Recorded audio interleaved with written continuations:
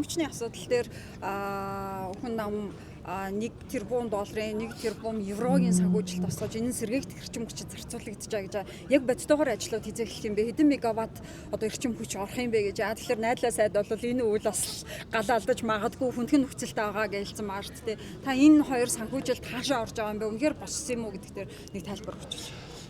2 тэрбум доллар бол засгийн газар авч өөр үйлдвэрлэж байгаа юм биш юм аа. 2 тэрбум долларын онцлог нь юу гэхээр шууд хувийн секторт хөрөнгө оруулж байгаа онцлогтой.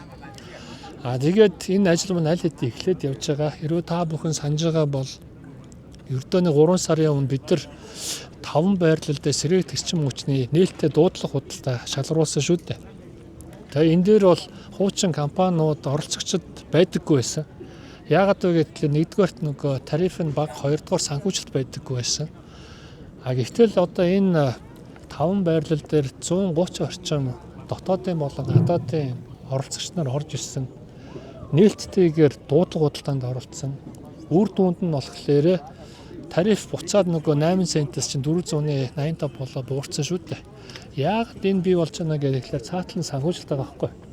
Тэг яагаад санхүүжилт бий болж байна гэхээр хуучин бол энэ эрчим хүчний төслөд бүгдээр одоо банкны шаардлага хангагдаггүй байсан. Үр ашиггүй одоо хувийн сектор сонирхдаггүй байсан. Тэгээ нөгөө тарифын нөгөө 2 жилийн өмнө бид нар өсгсөн шүү дээ. Өсгөөд араас нь нөгөө хөрөнгө оруулалтанд босгоцсон байна. Ингээд эренгүүт нөгөө нийлүүлэлт өсөөд өрсөлдөөн бий болоод буцаад нөгөө цахилгааны тариф бууж ирж байгаа нь энэ. Эндээс зүгээр дүүлтний байна гэхлээр бодит үр дүнгээ аль хэдийн өгөөд эхэлсэн. Тэгээ энэ мөнгийг бол бид нар маш хурдан авч ашиглах хэрэгтэй. Гэхдээ бид нар гэдэг нь засгийн газар биш. Эднийг бол нөгөө цахилгаан станц барих гэж байгаа хувийн сектор маань л авах хэрэгтэй шүү дээ.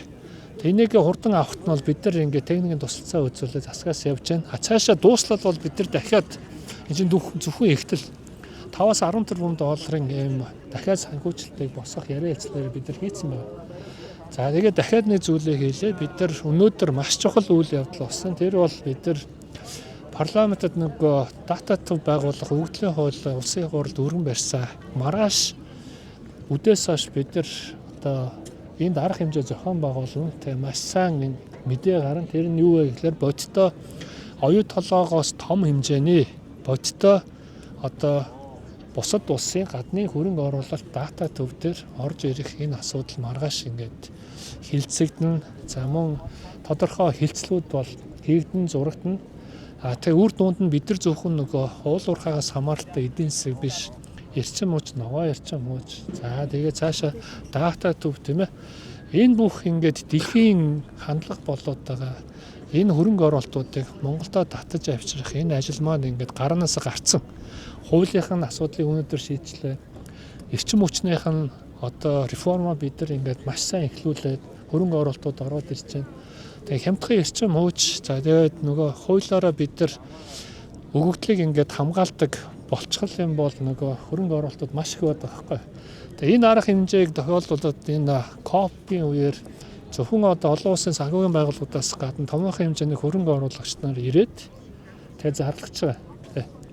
Тэгээд Монгол улс бол энэ ногоон шилжилтийг бол маш сайн хийж байгаа юм байна. Ногоон чөлөөлөлт гэдэг засгийн газрын санаачлагыг дэмжиж байна. Тэгээд КОП17-г их нутагтаа Монгол улстай хийж байгаа бид нар бол талархаж байна. Энэ бол олон улсын дэлхийн нийтийн хүлээсэн энэ арга хэмжээг Монгол өөртөө зохион байгуулж байна гэдэг бол өөрөө ингээд бид нар 200 улсын бас юм одоо сайн жишг тогтоодог үндэсний юм а гэдгийг илэрхийлж байна. Тийм болохоор бидний хувьд бас энэ арга хэмжээний үеэр оролцоод олон нийтэд энэ нөгөө дата төвийн хөрөнгө оруулалтад зарлахад бэлэн байна гэдэг хөрөнгө оруулагчд бол мэдгдээд байгаа шүү.